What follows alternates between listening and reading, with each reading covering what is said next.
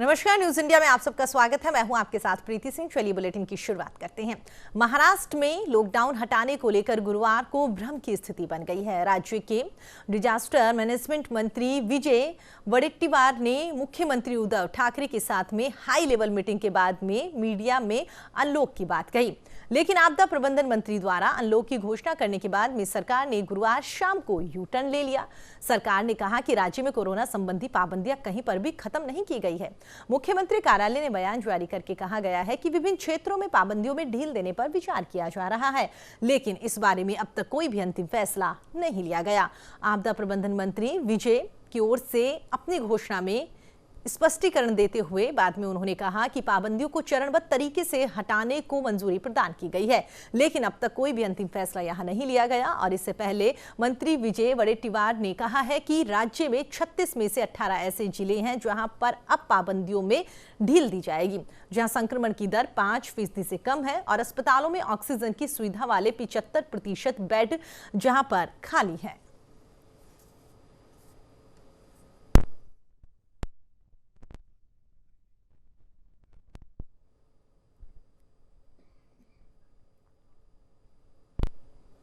CBSE board की परीक्षा रद्द होने के बाद में शिक्षा मंत्रालय रमेश पोखरियाल निशंक सीबीआई के विद्यार्थियों और अभिभावकों के साथ में वर्चुअल मीटिंग कर रहे थे। मीटिंग चल रही थी कि इस दौरान प्रधानमंत्री नरेंद्र मोदी अचानक इस वर्चुअल मीटिंग में शामिल हो गए।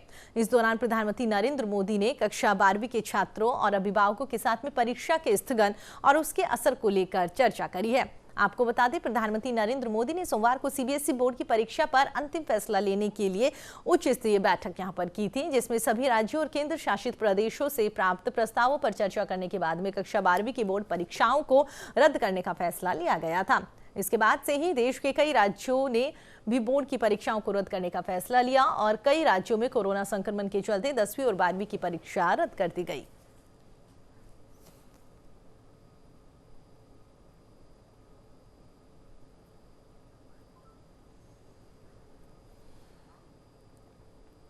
भगोड़े हीरा कारोबारी मेहुल चोकसी को डोमिनिका से भारत लाने में अभी और वक्त लग सकता है। दरअसल मेहुल चोकसी के प्रत्यर्पण मामले की सुनवाई डोमिनिका हाई कोर्ट में फिलहाल टल गई है और चोकसी फिलहाल डोमिनिका में ही रहेगा। जानकारी के मुताबिक अब अगली सुनवाई 1 जुलाई को हो सकती है।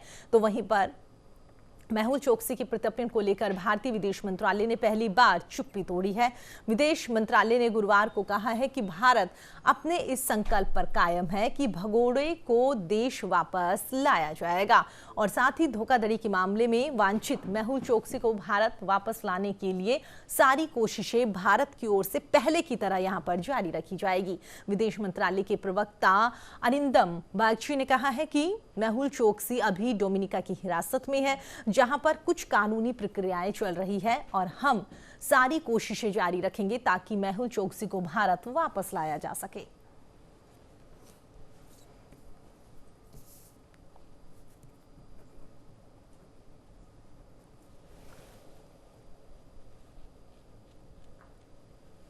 तो आपको बता दें, मेहुल चोकसी डोमिनिका में फिलहाल हिरासत में है।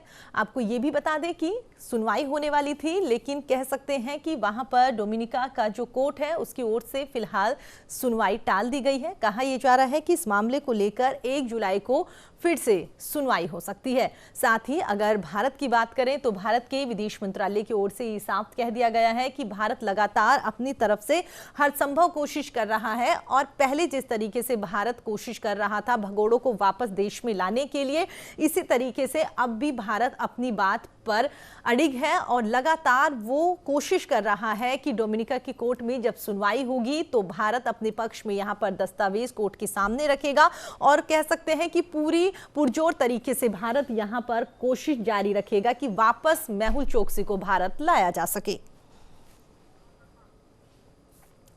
चलिए आगे बढ़ते हैं। तो आपको बता दें, इसी खबर पर हमारे सहयोगी गौरव हमारे साथ जुड़ गए हैं। गौरव, जिस तरीके से लगातार कल परसों भी इस मुद्दे को लेकर बातचीत कर रहे थे, तब लगातार ये कहा जा रहा था कि आज जो सुनवाई होगी उस सुनवाई के बाद में उम्मीद की जा रही थी कि भारत वापस लाने की जो भी प्रक्रिया है वो पूरी कर ली जाएगी। लेकिन अब जिस तरीके से 2 दिन बीते हैं, उसके बाद में अब खबर निकलकर सामने आ रही है कि फिलहाल सुनवाई वहां पर टाल दी गई है और अब 1 जुलाई को वहां पर सुनवाई होगी। आपसे जानना चाहेंगे इस पूरे मामले को लेकर क्या कुछ अपडेट। हमने हमारे दर्शकों को ये पहले ही बता दिया था कि यह मामला प्रत्यर्पण संधि से जुड़ा हुआ है। तो पहली बात हमें यह समझनी होगी कि भारत से डोमिनिका की कोई सीधी प्रत्यर्पण संधि नहीं है। दूसरी महत्वपूर्ण बात यह है कि जब सुनवाई हो रही थी तो स्थानीय जो न्यायाधीश है उन्होंने ये सवाल पूछा था जी। आखिर मेहुल चोकसी एंटीगुआ से डोमिनिका कैसे पहुंचे। तो ये एक तार्किक सवाल उन्होंने पूछा था। अब यहाँ 2 बातें आई हैं सामने। जो उनके वकील की तरफ से, मेहुल के वकील की तरफ से बात रखी गई वो यह है कि उनका अपहरण किया गया है। दूसरी बात, अगर उनके वहाँ के प्रधानमंत्री की बात करें तो वो कह रहे हैं कि वो अपनी गर्लफ्रेंड के साथ वहां पर समय व्यतीत करने गए थे। तो ये दोनों चीजें अलग हो गई। तीसरी बात ये है कि अगर किसी भी देश का नागरिक दूसरे देश में अनाधिकृत रूप से प्रवेश करता है तो वहाँ के स्थानीय कानून के हिसाब से वह व्यक्ति बहुत बड़ा अपराधी होता है। तो अगर ये बात जस्टिफाई होती है कि मेहुल चोकसी अनाधिकृत रूप से एंटीगुआ से डोमिनिका पहुंचे, तो डोमिनिका की अदालत वहां पर उनको इस कृत्य के लिए सजा देगी। बाद में भारत लाने के बारे में विचार किया जाएगा। दूसरी महत्वपूर्ण बात यह है कि भारत में जो लोग भारत के लोग गए हैं वहां पर, जो स्थानीय सरकार से वो बातचीत कर रहे हैं, वो ये कह रहे हैं कि मेहुल भारत का नागरिक है। अब बात यहाँ ये आती है कि एंटीगुआ में ऑलरेडी वहां की नागरिकता मेहुल चोकसी ने ली हुई है। इस बात को वहां की उनकी पत्नी ने भी जस्टिफाई अदालत में कर दिया था कि हम वहां के नागरिक हैं। तो इस तरीके से ये कानूनी पेचीदगी अब उलझ गई है। तो 3 देशों के बीच ये मामला अटका हुआ है। तो पहले डोमिनिका का मामला होगा, उसके बाद जो है वहां पर एंटीगुआ का मामला आएगा, फिर भारत की पक्ष सुना जाएगा। तो अभी हम ये कह सकते हैं कि फिलहाल भारत आने की मेहुल चोकसी की संभावनाओं को हम सिरे से दरकिनार कर सकते हैं। भविष्य की बात अलग है, लेकिन वर्तमान में जब तक हियरिंग पूरी नहीं हो जाती यह मामला अभी भारत के पक्ष में दिखाई नहीं दे रहा। जी तो कह सकते हैं कि तब तक मेहुल चोकसी को हिरासत में रखा जाएगा। और जिस तरीके से गौरव आपने कहा कि वाकई जो उम्मीद यहाँ पर जगी थी कि काफी दिनों बाद ही सही एटलीस्ट जो तमाम ऐसे भगोड़े हैं उनमें से अगर कोई एक भी भारत वापस आता है तो उम्मीद कर सकते हैं कि धीरे धीरे इस तरीके से तमाम और भगोड़े जो है पैसे लेकर भागे हुए हैं उनको वहां पर वापस लाया जाएगा। तो कहीं ना कह सकते हैं कि जो उम्मीदें यहाँ पर जगी थी उनमें कह सकते हैं कुछ निराशा यहाँ पर दिखाई दे रही है। क्योंकि आपने जिस तरीके से बताया कि डोमिनिका में अगर वो बात सही हो जाती है कि वाकई अनाधिकृत से वहां पर उनकी सीमा में उन्होंने प्रवेश किया है, तो कहीं ना कहीं उस देश का भी ये फर्ज बनता है कि पहले अपने कानून के हिसाब से उसे सजा दे, उसके बाद उम्मीद कर सकते हैं कि वो भारत आए। जी प्रीति, कानून सभी देशों का यही कहता है कि अनाधिकृत रूप से अगर कोई व्यक्ति आता है तो वहां के स्थानीय प्रशासन उसको सजा देते हैं। दूसरी बात यह है कि अगर ये अनाधिकृत रूप से अपहरण की साजिश आ जाती है तो फिर उनको वहां एंटीगुआ ले जाया जाएगा, और एंटीगुआ ले जाया जाएगा तो वो वहां के नागरिक है। अगर वो वहां के नागरिक हैं तो फिर भारत लाने की संभावनाएं बहुत कम हो जाती है। तो बिल्कुल कानूनी पेचीदगियां हमें समझनी होंगी। वैसे भारत के काफी प्रयास किए जा रहे हैं और भारतीय सरकारों ने छोटा राजन जैसे अपराधी को भारत लाने में सफलता भी हासिल की है। लेकिन यह कानूनी जो प्रक्रिया है, जैसे भारत में कानून चलता है, अदालत की सुनवाई चलती है, वैसे हर देश की प्रक्रियाएं होती हैं और वहां पर भी हियरिंग का ये देखा जाता है कि हियरिंग ये ज्यादा अर्जेंट है या नहीं है। तो डोमिनिका की अदालत ने इसको अर्जेंट हियरिंग नहीं माना है, इसको सामान्य मामला माना है। एंटीगुआ बार बार वहां के राष्ट्रपति ये कह रहे हैं कि ये मामला डोमिनिका से तुरंत भारत की तरफ रेफर हो जाए, एंटीगुआ मेहुल चोकसी को नहीं लाया जाए। तो वहां पर उनका एक दूसरा स्वार्थ हो सकता है कि वो मेहुल चोकसी के कारण भारत से अपने संपर्क खराब नहीं करना चाहते। लेकिन अगर भारत को मेहुल चोकसी को यहाँ पर वापस लाना है तो इसके लिए अभी उन्हें इंतजार करना पड़ेगा। जी प्रीति जी, चलिए गौरव, हमारे साथ जुड़ने के लिए और तमाम जानकारी साझा करने के लिए आपका बहुत बहुत धन्यवाद। तो आपको बता दें, हमारे सहयोगी गौरव हमारे साथ जुड़े हुए थे। जिस तरीके से उन्होंने बताया, मेहुल चोकसी के प्रत्यर्पण पर फिलहाल सुनवाई टल गई है और कहा जा रहा है कि अब इस मामले को लेकर 1 जुलाई को सुनवाई की जाएगी। अगली खबर का रुख करते हैं। आपको बता दें, देश में लगातार 2 दिन तक तेल के दाम स्थिर रहने के बाद में आज एक बार फिर से पेट्रोल डीजल के दाम में बढ़ोतरी देखने को मिली है।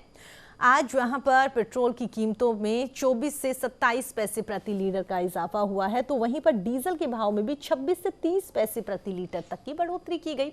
आपको ये भी बता दें कि 4 मई के बाद आज 18वीं बार कीमतों में बढ़ोतरी की गई है। इससे पहले मई महीने में 16 दिन और फिर 1 जून को भी पेट्रोल डीजल के दाम बढ़ाए गए हैं। मुंबई और जयपुर समेत कई शहरों में पेट्रोल का भाव अब 100 रुपये प्रति लीटर के पार पहुंच चुका है। जबकि अन्य शहरों की अगर बात करें तो पेट्रोल डीजल के दामों में बढ़ोतरी हर दिन लगातार देखने को मिल रही है। वहीं पर दिल्ली की बात करें तो राजधानी में पेट्रोल के दाम 94.76 रुपये प्रति लीटर के उच्चतम स्तर पर पहुंच गया है। जबकि डीजल की कीमत की बात करें तो 85.66 रुपये प्रति लीटर यहां पर हो गया है। हम आपको यहां पर यह भी बता दें कि देश में कोरोना की दूसरी लहर के बीच में बाजार में मांग जो है वो भी काफी प्रभावित होती हुई नजर आ रही है, जिसके चलते मई में पेट्रोल और डीजल की बिक्री में 1 महीने पहले की तुलना में अब करीब 17% गिरावट दर्ज की गई है। मई महीने में पेट्रोल की बिक्री में गिरावट होकर 17.9 लाख टन रह गई थी और ये आंकड़ा पिछले 1 साल में सबसे कम आंका गया है।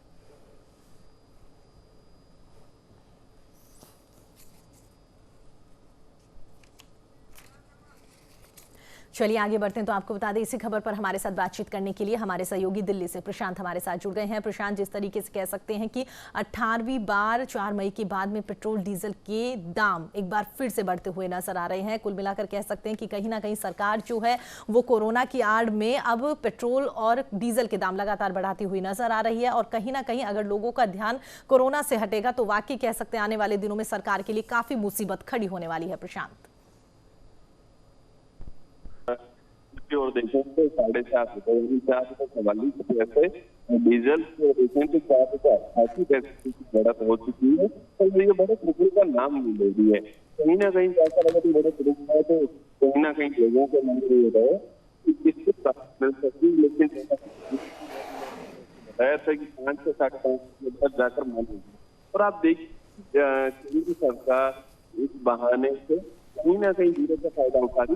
हालांकि अगर इंटरनेशनल मार्केट की बात करें तो $71 प्रति बैरल हो चुका है। जो अनुमान था कि 70 तक हो जाएगा, वो बढ़ के $71 पे हो गया। लेकिन अगर आप पूर्ववर्ती सरकारों की बात करें, यूपीए गवर्नमेंट की बात करें तो $31 के लगभग भी गया हुआ रेट है। अभी 71 के पास पहुंचा, यानी इन दौरान से $50 के लगभग कम रेट चलते हैं। फिर भी आप देखिए देश में पेट्रोलियम पदार्थों की कीमतें इतनी ज्यादा है, तो कहीं ना कहीं केंद्र सरकार को सोचना पड़ेगा। आप बेस प्राइस जो है इसका 32 रुपए के आसपास रहता है पेट्रोलियम पदार्थ का, लेकिन उससे केंद्र की एक्साइज ड्यूटी आप देखिए 33 से 34 रुपए रहती है। यानी बेस प्राइस से डबल आप लेना चाह रहे हैं, उसको डबल रेट मार्केट में कर देते हैं, इससे ज्यादा आपकी एक्साइज ड्यूटी है। और राज्यों की बात करें तो प्रत्येक राज्य को देखा तो 20 रुपए से 22 रुपए तक उसका भी वैट लगता है। ये जो 2 बड़े दाम है ये मिला के होते हैं 55 रुपए के आसपास। अगर ये 55 रुपए में दोनों सरकारें मिलकर कहीं ना कहीं आम आदमी को राहत पहुंचाने के लिए छूट दे, तो निश्चित रूप से कहीं ना कहीं आर्थिक रूप से राहत मिल सकती है। आप सही कह रहे हैं कि अभी कोरोना के ओर लोगों का ध्यान है, लेकिन कहीं ना कहीं ये भी आर्थिक बोझ बढ़ता जा रहा है, इससे कहीं महंगाई भी बढ़ी है, तो इस ओर भी ध्यान देने की जरूरत है। जी प्रीति। चलिए प्रशांत, हमारे साथ जुड़ने के लिए और तमाम जानकारी हमारे साथ साझा करने के लिए आपका बहुत बहुत धन्यवाद। दिल्ली में कोरोना के मामलों में तेजी से गिरावट देखने को मिल रही है और अब रोजाना संक्रमण के मामले 500 से भी नीचे आ गए हैं। साथ ही महामारी की वजह से मौत के मामलों में भी गिरावट देखने को मिल रही है। वहीं पर मरीजों की लगातार स्वस्थ होने की वजह से दिल्ली में रिकवरी दर बढ़कर 97.67% पर हो गई है। साथ ही 24 घंटों की अगर हम बात करें तो दिल्ली में 487 नए मामले निकलकर सामने आए हैं, जो कि 16 मार्च के बाद में एक दिन में सबसे कम मामले हैं। वहीं पर पिछले 24 घंटे में दिल्ली में 45 मरीजों की मौत की खबर भी सामने आई है। इससे राजधानी में कोरोना से मौत का कुल आंकड़ा 24,447 तक पहुंच गया है।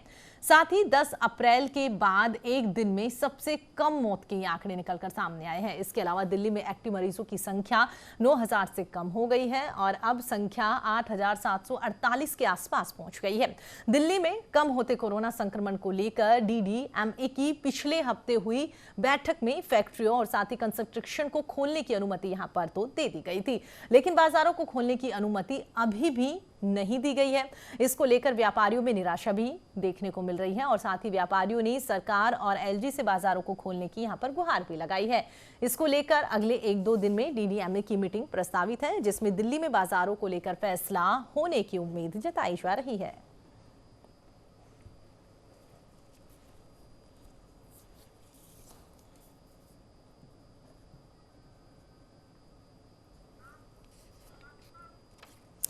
चलिए आगे बढ़ते हैं तो आपको बता दें, इसी खबर पर अधिक जानकारी के साथ में हमारे सहयोगी आशुतोष हमारे साथ जुड़ गए हैं। आशुतोष, इस तरीके से कह सकते हैं कि वाकई बहुत सारे राज्य ऐसे हैं जहां पर अनलॉक की प्रक्रिया अब से शुरू हो गई है, लेकिन कह सकते हैं कि दिल्ली में भी अभी मामले बेशक कम आ रहे हैं, लेकिन उसके बावजूद भी अनलॉक की प्रक्रिया यहाँ पर दिखाई नहीं दे रही है। आपसे जानना चाहेंगे क्या कुछ व्यापारियों को यहाँ पर परेशानी का सामना करना पड़ रहा है और सरकार की क्या कुछ मंशा आगे? देखिए, सरकार जो बीते दिनों दिल्ली में जो तांडव देखा गया था कोरोना महामारी की वजह से, उस वजह से काफी फूक कर कदम उठा रही है और अनलॉक प्रक्रिया को शुरू तो कर दिया गया है, लेकिन उसमें बहुत प्रकार की कंडीशन लगाए गए हैं, शर्तें लगाई गई हैं। पहले चरण में जो सोमवार अनलॉक है उसमें निर्माण कार्य और फैक्ट्रियों को खोलने की अनुमति दी गई है, लेकिन उसमें भी फैक्ट्रियों में भी जो मैन्युफैक्चरिंग सेक्टर के फैक्ट्रियां हैं उन्हीं को खोलने की अनुमति दी गई है। तो जो अनलॉक की दिशा में आगे बढ़ेगी तो फैसले लिए जाएंगे और सोमवार से जो है कुछ रियायतें और दी जा सकती है। रही बात जो व्यापारी हैं, जो मार्केटों के लोग हैं, उनका सीधा कहना है कि जब सब कुछ खुल रहा है तो हमें भी खोलने की अनुमति दी जाए, क्योंकि हमारा काफी नुकसान हुआ है। रेहड़ी पट्टी वाले भी हैं, उनको भी अनुमति नहीं मिली, वो भी परेशान है। तो दिक्कतें हैं, लेकिन सरकार उस दिशा में भी सोच रही है कि जो बीते दिनों जो हुआ था वो फिर से ना हो जाए, इसीलिए पूरी सतर्कता के साथ अब क्योंकि अब मामले काफी कम हो गए हैं दिल्ली में, 500 से नीचे अब आंकड़े आ चुके हैं, तो सरकार इस दिशा में बढ़ रही है और लगातार मीटिंग का दौर चल रहा है और ये अनुमान लगाया जा रहा है कि जो अगला 7 जून तक ये लॉकडाउन है, उसके बाद जो है कुछ रियायतें और दी जाएगी। हालांकि जो मुख्यमंत्री ने उस दिन बोला था उसमें यही बोला था कि धीरे धीरे करके जो है अनलॉक की प्रक्रिया ले जाएगी और जो कोरोना के प्रोटोकॉल है उसको सख्ती से लागू किया जाएगा। लेकिन आशुतोष, अमूमन ये देखने को मिलता है जब भी सरकार की ओर से अनलॉक की प्रक्रिया अपनाई जाती है या कुछ हद तक छूट दी जाती है, क्योंकि जब लॉकडाउन लगाया गया है तब भी लापरवाह लोग जो है वो सड़कों पर घूमते हुए दिखाई देते हैं। अनलॉक की प्रक्रिया अगर अपनाई जाती है तो कुछ हद तक लोग वाकई यहाँ पर घूमते हुए दिखाई देंगे, तो कह सकते हैं कि सरकार के लिए और भी ज्यादा रिस्पॉन्सिबिलिटी यहाँ पर बढ़ती हुई नजर आएगी अनलॉक की प्रक्रिया अपनाने के बाद। जी बिल्कुल, तो उसके लिए भी पूरी बात जो तैयारियां हैं वो चल रही है। उसके लिए भी क्या नीति हो सकता है, उसके लिए पूरी प्रशासन के तौर पे तैयारियां हैं। टेस्टिंग बढ़ाया जा रहा है, जैसे फैक्ट्रियों को खोला गया है वहाँ जगह जगह पॉइंट बना करके टेस्टिंग किया जा रहा है, क्योंकि ट्रैक किया जाए। जो कोरोना में सबसे बड़ी बात है कि जो संक्रमित व्यक्ति है वो संक्रमण को फैलाए ना, उसको तुरंत ट्रैक करके उसको क्वारंटाइन किया जाए या अस्पताल में भर्ती कराया जाए ताकि महामारी। तो ये सबसे बड़ी अहम चीज है जो दिल्ली में किया जा रहा है। जगह जगह टेस्टिंग जो है वो लगातार यहाँ पर किया जा रहा है और जो भी इसके प्रोटोकॉल है उसको सख्ती से लागू कराया जा रहा है। हालांकि जो अनलॉक में छूट मिली है उसके बाद कई सड़कों पे अब जाम देखा जा रहा है सुबह शाम जो ऑफिस टाइम होता है तो, लेकिन अब उसके बाद लेकिन अनलॉक भी जरूरी है, अनलॉक करना है क्योंकि जीवन चलाना है। ठीक है आशुतोष, आप इस खबर पर नजर बनाए रखिएगा। हमारे साथ जुड़ने के लिए, तमाम जानकारी हमारे साथ साझा करने के लिए आपका बहुत बहुत धन्यवाद। अगली खबर का रुख करते हैं। कोविड-19 महामारी से देश की आर्थिक स्थिति काफी गड़बड़ा गई है, लेकिन सरकार को अगले महीने यानी कि जुलाई से आर्थिक रिकवरी की उम्मीद है। केंद्र सरकार के मुख्य आर्थिक सलाहकार के.वी. सुब्रमण्यम ने गुरुवार को कहा है कि हमें उम्मीद है जुलाई से इकोनॉमी में कुछ हद तक रिकवरी शुरू होगी, क्योंकि अब राज्यों द्वारा पाबंदियां यहां पर हटाई जा रही है। साथ ही अगर वैक्सीनेशन को तेज किया जाएगा तो इसका सपोर्ट भी यहां पर मिलेगा। वहीं पर ये बयान ऐसे वक्त में निकलकर सामने आया है जब देश कोरोना महामारी की दूसरी लहर से जूझ रहा है। अगले अलग तमाम सेक्टर्स ऐसे हैं जहां पर लाखों लोग बेरोजगारी से काफी बुरे दौर से यहां पर गुजर रहे हैं। सुब्रमण्यम ने कहा है कि अगर हम लोगों को दिन के 3 पारी में वैक्सीन लगाएंगे तो दिसंबर तक देश के सभी लोगों को वैक्सीन लग जाएगी। हम प्रतिदिन 1 करोड़ लोगों को वैक्सीन लगा सकते हैं। ये पूरी तरीके से महत्वाकांक्षी है, लेकिन असंभव बिल्कुल नहीं।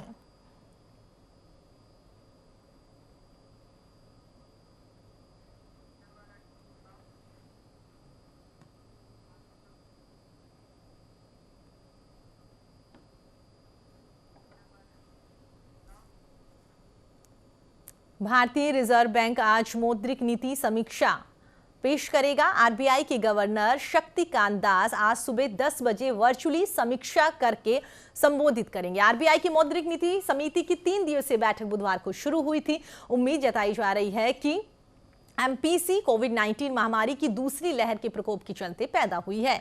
अनिश्चितता के कारण नीतिगत दरों में भी यथास्थिति बरकरार रखने का फैसला कर सकती है। साथ ही एमपीसी द्वारा मुद्रास्फीति में तेजी की आशंका के चलते भी इस दौरान ब्याज दरों में किसी बदलाव की उम्मीद कम ही है। हर 2 महीने में होने वाली इस मौद्रिक नीति समीक्षा के नतीजे आज घोषित किए जाएंगे। आरबीआई ने अप्रैल में हुई पिछली एमपीसी बैठक में मुख्य ब्याज दरों में कोई बदलाव नहीं किया था और इस वक्त रेपो दर 4% पर और साथ ही रिवर्स रेपो दर की बात करें तो 3.35% पर है।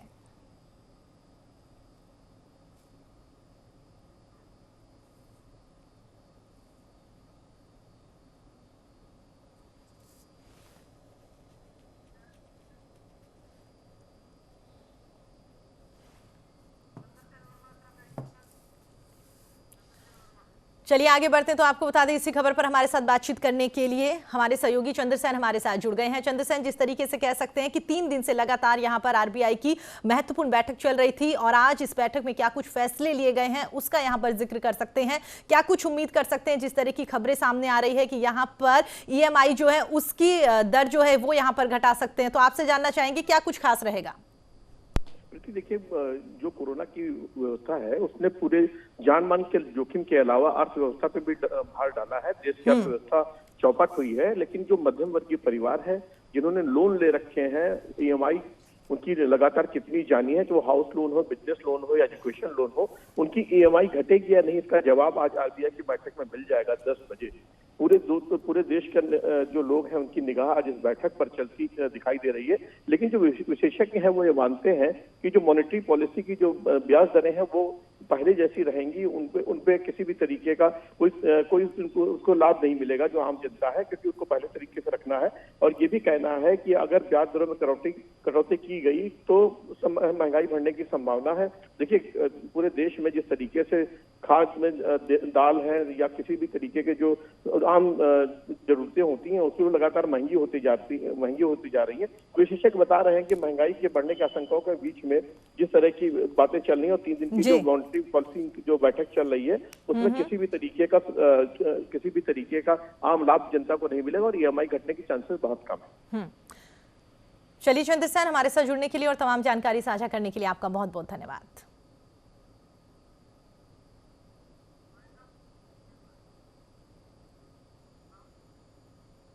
फिलहाल इस बुलेटिन में इतना ही। देश और दुनिया की तमाम खबरों के लिए आप देखते रहिए न्यूज़ इंडिया। नमस्कार।